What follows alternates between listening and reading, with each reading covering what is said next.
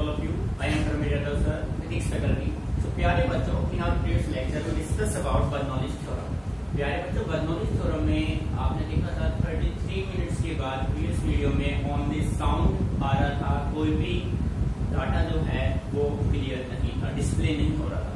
तो प्यारे बच्चों, हम इंग्लिश में जो अपना टॉपिक था Bernoulli's theorem, उसी टॉपिक को हम आगे प्रोसीड करते हैं 33 मिनट्स के बाद जो भी अपना टॉपिक बनता है। ठीक है, तो प्यारे बच्चों फोकस ऑन वर्ड कंप्लीटली, और अपना टॉपिक चल रहा था बेटे Bernoulli's theorem। ठीक है,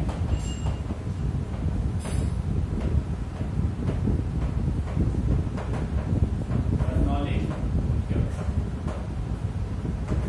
तो प्यारे बच्चों बस आपको कंप्लीटली फोकस करना है, उसके बाद आप कॉपी कीजिए। ठीक है बेटे, Bernoulli's theorem में आपने देखा सबसे पहले आपने work done on the work done per second on the liquid by pressure energy हम फाइंड आउट कर चुके थे। अब हमें फाइंड आउट करना है increase in potential energy and increase in kinetic energy of the liquid. ठीक है, सो बच्चे हमने यहाँ पे राइट किया increase in potential energy of the liquid from A to B। भाई जब अपना लिक्विड पॉइंट ए से पॉइंट बी जा रहा है तो पोटेंशियल एनर्जी क्या हो रहा है बेटे, इंक्रीज। सो इसको हम ऐसे राइट कर लेते हैं del U is equal to mgh2 minus mgh। ठीक है बेटे, ये हो गया आपका increase in potential energy of the liquid in going from point A to point B of the tube A B. ठीक है, अब देखो बेटे सिमिलर वे में we find out increase in kinetic energy of the liquid from A to B. अब बेटे find out करना है आपका कौन सा, kinetic energy. So del kinetic energy is equal to half m v2 square minus half m v1 square। बेटे meaning समझ में आ रहा है, ये होगा पोटेंशियल एनर्जी, ये आपका होगा काइनेटिक एनर्जी। ठीक है, अब देखो भाई जब किसी भी लिक्विड को आप बॉटम सरफेस से टॉप सरफेस पे लेके जाते हैं तो प्यारे बच्चों सबसे पहले आप उस पर प्रेशर एनर्जी देंगे, फिर वो मेंटेन करेगा पोटेंशियल, फिर वो लेगा काइनेटिक, फिर लेगा पोटेंशियल। ये तीन एनर्जी की हेल्प से कोई भी लिक्विड फ्लो करता है bottom surface to top surface. ठीक है, अब देखो बेटे यहाँ पे हम इंप्लीमेंट कर देते हैं according to work energy principle. बेटे वर्क एनर्जी प्रिंसिपल की अगर हम बात करें तो हम सिंपल वे में कह सकते हैं the net work done per second by pressure energy is equal to the increase in kinetic energy plus increase in potential energy. ठीक है, तो देखिए यहाँ पे आप राइट कीजिए work done per second on liquid by pressure energy is equal to increase in potential energy plus increase in kinetic energy। Meaning समझ में आ रहा है, ये आपका होगा work energy principle. Net work done per second of liquid by pressure energy is equal to increase in potential energy per second plus increase in kinetic energy per second। Meaning अच्छे से क्लियर। अब बेटे देखो जो आपका work done per second on the liquid by pressure energy था वो आपका रिजल्ट था P1V माइनस P2V। पोटेंशियल क्या बेटे, mgh2 minus mgh1 plus half m v2 का square minus half m v1 का स्क्वायर। बेटे मेरी यहाँ तक अच्छे से क्लियर। अब प्यारे बच्चों करना क्या है, 1 के फॉर्म को एक साइड रख लो, 2 के फॉर्म को एक साइड रख लो। यहाँ पे अपने पास है P1V V1V MGH1 इस साइड आएगा क्या हो जाएगा plus MGH1 plus half M V1 का square is equal to V2V। बेटे V2 इस साइड जाएगा क्या हो जाएगा प्लस हो जाएगा प्लस MGH2 ठीक है plus half M V2 square. बेटे मैंने यहाँ तक अच्छे से क्लियर एनी प्रॉब्लम ठीक है। अब हम क्या करते हैं हम अपनी तरफ से बेटे ध्यान देते हैं स्टेप के बाद अब हम इस इक्वेशन को लेफ्ट और राइट साइड में अपनी तरफ से मास से डिवाइड कर देते हैं divide by M divide by M on both side we get देखो बेटे M से डिवाइड आप करेंगे V1V by M plus MGH1 by M plus half MV1 square is equal to V2V plus MGH2 plus half MV2 square by M और बेटे इसके divide में M और इसके डिवाइड में और इसके डिवाइड सभी को आपने डिवाइड कर दिया M से। मीनिंग समझ में आ रहा है। अब देखो बेटे एक M से एक M कैंसिल आउट M से M कैंसिल आउट M से M कैंसिल आउट M से M कैंसिल आउट ठीक है। बेटे V है वॉल्यूम M है मास। जैसा कि आप सभी जानते हैं मास बाय वॉल्यूम होता है डेंसिटी तो बेटे वॉल्यूम अपॉन मास आपका हो जाएगा 1 upon density. So we can say write here V1 upon क्या हो जाएगा बेटे डेंसिटी हो जाएगा ठीक है। सो V1 upon rho plus GH1 plus half V square is equal to V2 upon rho plus GH2 plus half V2 square. Meaning अच्छे से क्लियर हो गया। यहां से आप देखो वॉल्यूम बाय मास आपका हो जाएगा 1 बाय डेंसिटी ठीक है। अब देखो बेटे नेक्स्ट स्टेप में हम क्या करते हैं फोकस कीजिए। अब हम यहां से जो है ना डेंसिटी यहां से एलसीएम ले लेते हैं। डेंसिटी को एलसीएम ले लीजिए आप यहां से देखो डेंसिटी के लिए आप एलसीएम लेंगे तो बेटे ये होगा P1 plus rho GH1 plus half rho V1 square is equal to P2 plus rho GH2 plus half rho V2 square. और बेटे रो यहाँ भी डिवाइड में होगा रो यहाँ भी डिवाइड में होगा दोनों रो आपस में क्या हो जाएंगे कैंसिल आउट हो जाएंगे। मीनिंग यहाँ तक अच्छे से क्लियर ठीक है भाई। मीनिंग अच्छे से क्लियर हो गया बेटे P1 plus rho GH1 plus half rho V1 का square is equal to P2 plus rho G2 plus half rho V2 का स्क्वायर। अब देखो बेटे जैसा कि आपने इक्वेशन ऑफ कंटिन्यूटी में अज्यूम करते हैं हम इन सभी को किसके इक्वल मान लेते हैं given constant so we can write here P plus rho GH plus half rho V square किसके बराबर मान लिया आपने इसको कांस्टेंट। और बेटे यही आपको प्रूव करना यही आपको प्रूव करना। मीनिंग समझ में आ रहा है ठीक है। So बेटे this is your required result for numericals in Bernoulli theorem ठीक है। Note it down carefully।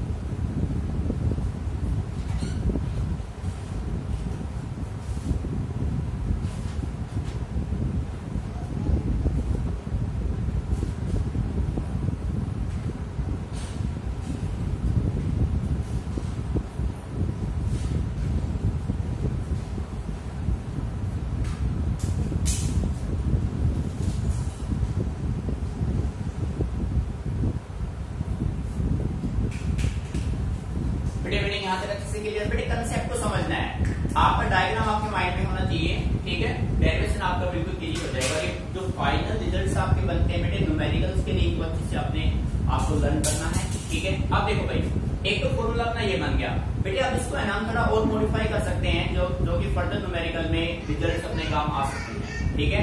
अब देखो हम इसको फर्दर मॉडिफाई कैसे करेंगे, डिवाइड बाय जी।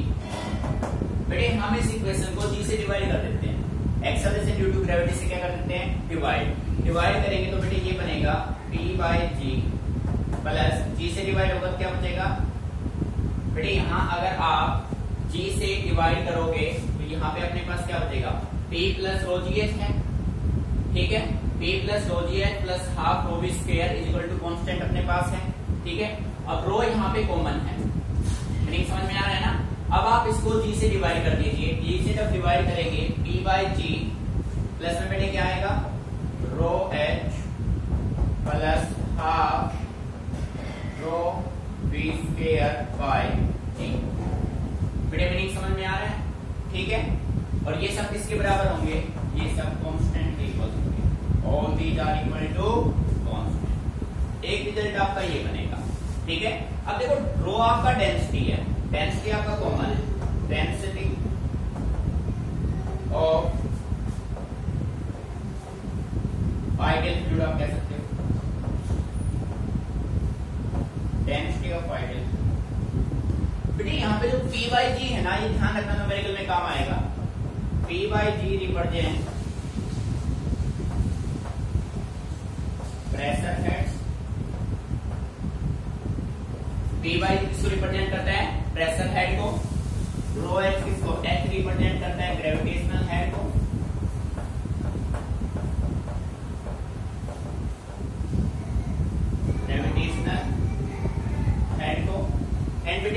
हाफ या सिंपल वे में कह सकते हो v square by 2g represent करता है वेलोसिटी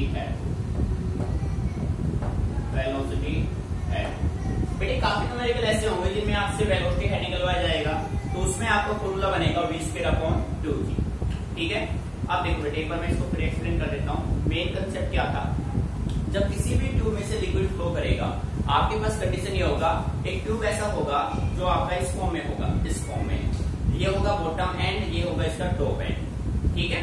तो बॉटम एंड से टॉप एंड में जब लिक्विड फ्लो करेगा तो हम ऐसा कहते हैं, जब किसी ट्यूब में से जिसका वेरिंग एरिया क्रॉस सेक्शन है में से आइडियल लिक्विड स्ट्रीम लाइन में फ्लो करेगा तो वो थ्रो आउट क्या रहेगा बेटे, कांस्टेंट रहेगा, वही हमने यहाँ पे प्रूव किया है, ठीक है। तो इसमें तीन कंडीशन होंगे, इस ट्यूब में जो लिक्विड अपना जाएगा तो सबसे पहले जो एनर्जी आप देंगे ना वो आपका होगा pressure energy, with the help of pressure ही जाएगा, ठीक है। प्रेशर एनर्जी आप देंगे, उसके बाद ये मेंटेन करेगा काइनेटिक एनर्जी और फाइनली अटेन करेगा पोटेंशियल एनर्जी। तो we have only 3 types of energy, pressure, potential and kinetic, ठीक है। बेटे सबसे पहले आप तीनों एनर्जी फाइंड आउट कर लो, उसके बाद आप वर्क एनर्जी प्रिंसिपल अप्लाई कर दो, रिजल्ट आपके सामने बाय कैलकुलेशंस, ठीक है। Note it down carefully.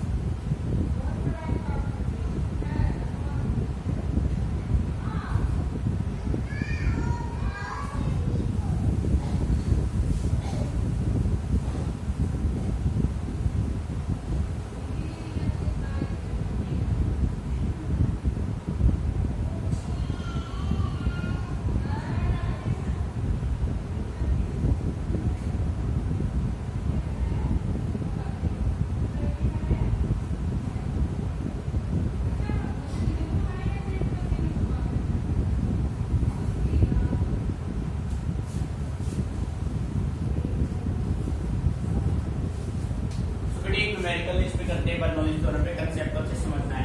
पहले न्यूमेरिकल को अच्छे से आप रीड कीजिए। देखो बेटे न्यूमेरिकल आपको बोल रहा है, water is flowing with a speed of 2 metre per second in a horizontal pipe. आपके पास एक हॉरिजॉन्टल पाइप है, उस हॉरिजॉन्टल पाइप में से वाटर फ्लो कर रहा है कितने स्पीड से, 2 मीटर पर सेकेंड के स्पीड से, ठीक है। With cross sectional area decreasing, उसका तो एरिया वो डिक्रीज हो रहा है, यानी कि फर्स्ट एंड पे एरिया ज्यादा है, सेकंड पे कम है, ठीक है। डिक्रीजिंग फ्रॉम 2 into 10 की -2 मीटर स्क्वायर से 0.01 metre square at pressure 4 into 10 to the power 4 pascal what will be the pressure at smaller cross section. बेटे लैंग्वेज समझ में आ गया होगा। अच्छे से एक बार रीड कर लो इसको। देखो बेटे किसी भी न्यूमेरिकल को सोल्व करने से पहले यदि आपने उसको डायग्रामेटिकली सोल्व कर लिया ना तो न्यूमेरिकल आपका समझो इजीली टैकल हो जाए। ठीक है, ये देखो हॉरिजॉन्टल ट्यूब बोला है आपसे भाई, ये मैंने मान लिया मेरे पास ये कोई हॉरिजॉन्टल ट्यूब है बट इसका एरिया क्रॉस सेक्शन डिफरेंट है। इसको ऐसे लेता हूं,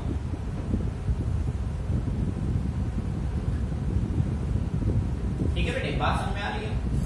ये कंडीशन है अपने पास।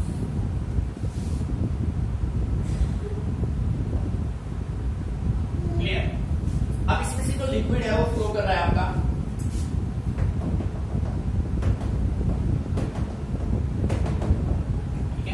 ये एरिया हो गया A1, एरिया हो गया A2, यहाँ पे प्रेशर हो गया P1, यहाँ पे प्रेशर हो गया P2 और पाइप आपका हॉरिजॉन्टल। पाइप यदि आपका हॉरिजॉन्टल है तो बेटे H की वैल्यू क्या हो जाएगी 0। बेटे ध्यान समझना इसको, जब पाइप हॉरिजॉन्टल है तो H की वैल्यू क्या हो गई 0 हो गई। ठीक है, अब यहाँ से जो लिक्विड है आपका जो वाटर है, वाटर जो है वो कितने स्पीड पे जा रहा है भाई, V1 आपको गिवन है 2 metre per second, 2 metre per second और लीव कर रहा है V2 स्पीड से जो कि आपको अननोन है। बेटे मीनिंग समझ में आ रहा है। डायरेक्ट आपका जो कंप्लीट न्यूमेरिकल है वो यही बोल रहा है। ठीक है, अब देखें given data,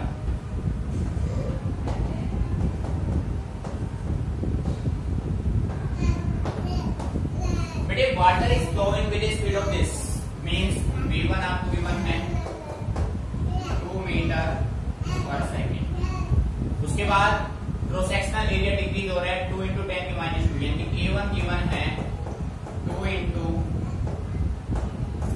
10 raised to power -2 metre square और बेटे A2 गिवन है 0.01 मीटर स्क्वायर। डिक्रीज हो रहा है भाई, पहले ये था और अब ये हो गया। नेक्स्ट समझ में आ रहा है। अब देखो प्रेशर P1 आपको गिवन है, P1 आपको गिवन है बेटे 4 into 10 raised to power 4 pascal. ठीक है, अब देखो भाई सबसे पहले अब अपने पास अननोन क्या है, एक तो हमें निकालना है P2 और एक हमें निकालना है V2। ठीक है, तो बेटे आपको निकालना है यहाँ से P2 और क्या निकालना है V2। मीनिंग समझ में आ रही? ठीक है, सो प्यारे बच्चों सबसे पहले मैं यहाँ पे देखो सारे डाटा आपके पास नॉन है। V2 निकालने के लिए मैं यूज कर सकता हूँ equation of quantity, using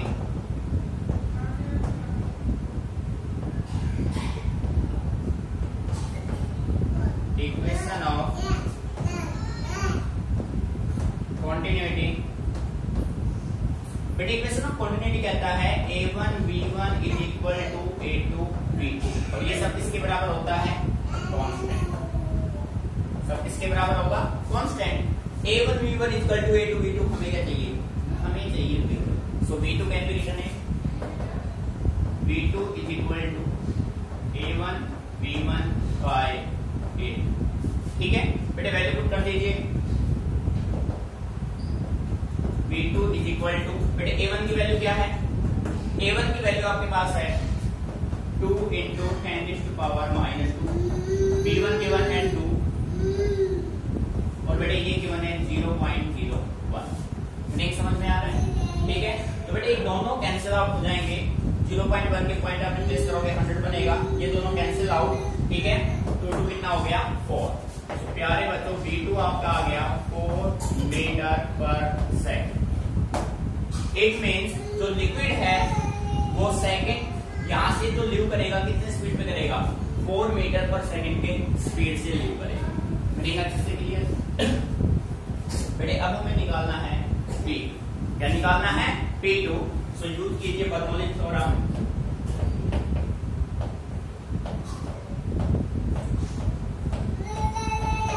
according to Bernoulli theorem,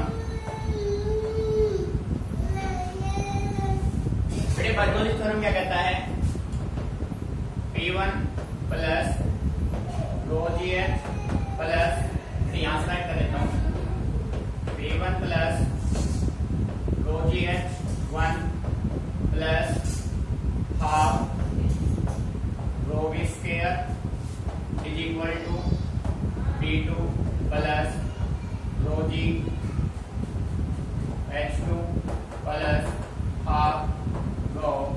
v2 square.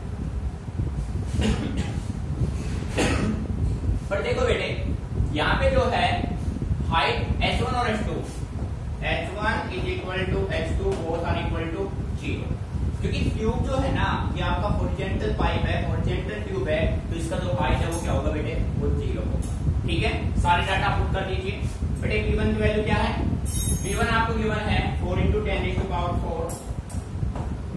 ये सारा a प्लस में क्या हो गया 0, ये 0 हो गया भाई। ठीक है, प्लस हाफ बेटे रो v1 square, density of water क्या होता है 10⁻³ किलोग्राम पर मीटर क्यूब। बेटे रो यहाँ पे मैं राइट कर देता हूँ, डेंसिटी ऑफ वाटर होता है 10⁻³ किलोग्राम पर मीटर क्यूब। ठीक है, जैसा कि हम जानते हैं रो हो गया v1 का स्क्वायर 2 का स्क्वायर हो गया इज इक्वल टू v2 बेटे पॉइंट आउट करना है प्लस 0 प्लस हाफ 10⁻³ और इंटू 4 का क्या हो जाएगा बेटे स्क्वायर हो जाएगा। ठीक है, अब ये देखो आप 4 इंटू 10⁻⁴, बेटे इसको इस साइड लिया प्लस हाफ इंटू 10⁻³ इंटू 4, ये साइड आएगा माइनस। ठीक है, 1/2 10⁻³ into 16 is equal to b। बेटे मीनिंग यहां तक अच्छे से क्लियर। 4 इंटू 10⁻⁴ प्लस बेटे हाफ इंटू 10⁻³ कॉमन हो गया। ठीक है, 4 माइनस कितना हो गया भाई 60, 4 माइनस कितना हो गया 60। ठीक है बेटे, 4 minus 16 is equal to b। मैंने यहां तक अच्छे से क्लियर। अब बेटे ये आपका हो जाएगा 4 इंटू 10⁻⁴ माइनस, ये बेटे क्या आएगा माइनस 4 माइनस 16 12, तो ये हो जाएगा 6 into 10⁻³ is equal to b। बेटे 4 16 माइनस 4 12 आएगा, माइनस का 12 डिवाइड बाई 2, माइनस का 6 इंटू 10⁻³। तो बेटे ये आपका होगा 4 माइनस, ठीक है 40,000 में से क्या माइनस कर दोगे 6,000 इज इक्वल टू v2। तो बेटे ये क्या बचेगा आपके पास, आपका रिजल्ट जो आएगा वो आपका आएगा 34 3.4 into 10⁻⁴ pascal is equal to b। This is your required result. So बेटे न्यूमेरिकल कुछ नहीं, न्यूमेरिकल बिल्कुल सिंपल होते हैं। न्यूमेरिकल वर्क करेंगे आपकी कैलकुलेशन और फॉर्मूला में। अगर आपने फॉर्मूला सही पुट कर दिया तो रिजल्ट आपके लिए अपडेट हो जाएगी। ठीक है, नोट इट डाउन।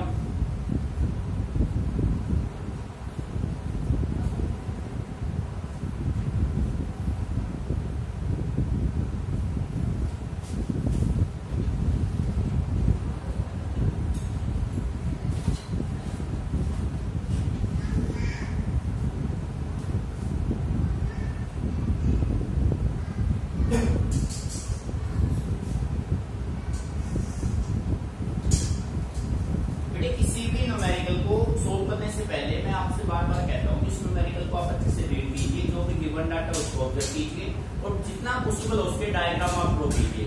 जैसे आपने डायग्राम बना लिया, गिवन डाटा आपने ऑब्जर्व कर लिया, तो आपका न्यूमेरिकल बहुत इजीली सोल्व हो जाएगा। समझ रहे हैं ना। और सेकंड बेटे कैलकुलेशन पे आपको ध्यान रखना है, जब आप लेफ्ट से डाटा राइट लेके जाते हैं, राइट से लेफ्ट लेके आते हैं, तो प्लस माइनस का बेसिकली वहां पे आपको ध्यान रखना है। जैसे यहाँ पे ये माइनस था, ये प्लस माइनस क्या हो गया माइनस। ठीक है बेटे, नोट इट डाउन।